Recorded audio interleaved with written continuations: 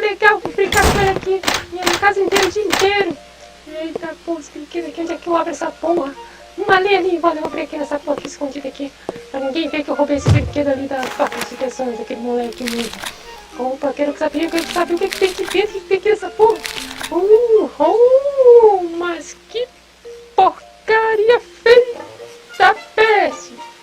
Bom, mas é meu que nada. Oi, meninozinho. Pois quem é tu, coisa feia da peste de bosta? Eu? É, tu é feio de peste. Eu sou o Chunk. Chunk? O que é isso de Chunk? Eu sou... Você é o que, boiol? Não exatamente. Eu sou um assassino. É um assassino, eu não acredito nessa porra não. Eu mato pessoas. Por acaso sua mãe está aí pra me matar? Quer matar? Eu quero matar tua mãe, teu pai, teu tio. Ah, tá. Minha tia morreu ontem. Coitadinho. Mas isso não me importa, porque agora veio o que tu. Como assim? Você não tá com medo? Talvez ele seja daqueles malucos. Não, ele deve ser perturbado na cabeça. Pra gostar de um boneco assassino que nem eu. Mas isso... Bom... Então escuta aqui, moleque.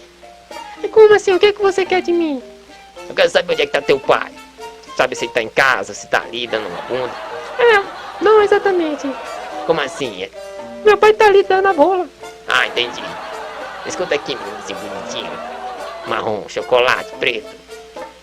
Eu quero saber onde é que tá. A tua mãe! Porra, aquele negócio, deixa eu esquecer aqui, vou pegar aqui pra te ver só, gente. Caramba, esconder. Mas que porra é essa? Eu tô meu boneco aqui feio que tá falando comigo. Não liga pra isso não, eu vou pegar aqui o porra aqui pra te ver. Escuta aqui, moleque, o que você tá fazendo? Eu tô brincando com meu boneco tarado que quer matar minha mãe. Mas teu boneco é estarado, é? Porra, tá ficando doido? Não, exatamente. Escuta aqui, moleque não deve brincar com boneca feia não. Pegar essa porcaria e jogar fora. Ei, moleque, me ajuda aqui, porra! Senão eu vou te matar, tu e teu pai. Eu não tô brincando não, moleque. Nossa, que porcaria, coisa feia, não tem nem botão pra desligar. Deixa eu no lixo queimar. Moleque, filha da puta, me ajuda! Moleque imundo!